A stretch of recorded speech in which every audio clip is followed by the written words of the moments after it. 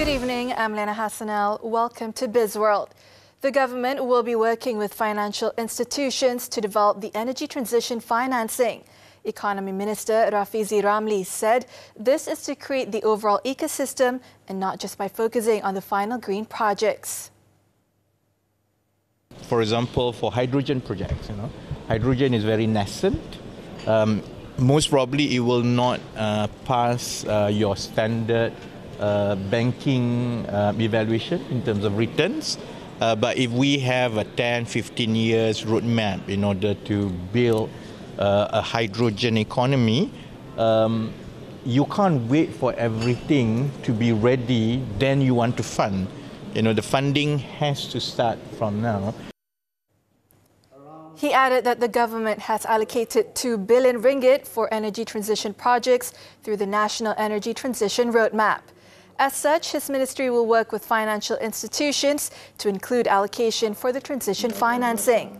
The initiative would also be reciprocated and complemented by the financial industry so that the new financing for energy transition could be rolled out soon. The government will work together with major rubber-producing countries under the International Tripartite Rubber Council (ITRC) framework to stabilise rubber prices. Deputy Plantation and Commodities Minister Datuk Siti Aminah Acheng said this is also to assist smallholders affected by price decline and volatility. Pengenalan mekanisme harga getah untuk kesinambungan kehidupan pekebun kecil antara bangsa adalah di peringkat antarabangsa adalah dalam peringkat cadangan bagi memberikan manfaat kepada pekebun kecil. Usaha ini adalah untuk membenarkan harga getah asli berada dalam julat harga yang telah ditetapkan untuk mengurangkan ketidaktentuan harga getah dunia. The government's intervention, however, can only be minimal as the country's rubber industry is export-oriented and accounts for only 3.3% of global production. She added that the Malaysian Rubber Board has implemented the National Rubber Industry Transformation Program by using rubber grower and plantation operator cooperative concept. This, she said, will raise smallholders' income by shortening the supply chain involving rubber growers and industry chain.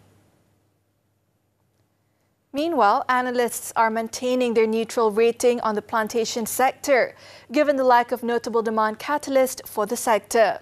Hong Leong Investment Bank said stockpiles have likely peaked last month and started trending down from this month. Exports, on the other hand, will likely be subdued in the near term, as demand for palm oil tends to weaken during the winter season. The firm added that narrower palm oil gas oil spread and crude palm oil CPO discount to soybean, as well as relatively high stockpile in key importing countries, will likely curb near-term demand for palm oil. As such, it had maintained its CPO price assumptions of 3,850 ringgit per metric ton this year and 4,000 ringgit for next year.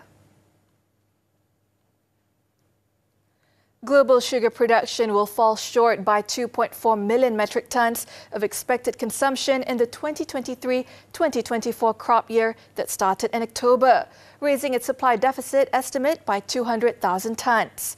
Consultancy Govt Analytics said rising production in Brazil, Russia and China will not be enough to offset heavy losses in production in India and Thailand, mainly where crops suffered with insufficient humidity. The deficit rose despite a big cut on China's sugar demand of 440,000 tons.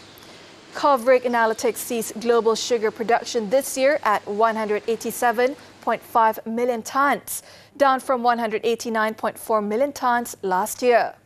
Annual sugar demand was estimated at 189.8 million tons, up from 188.16 million tons. And that's all the time we have for Bizworld. I'm Liyana Hassanel. Thank you for investing your time with us and keep tuning in to TV3.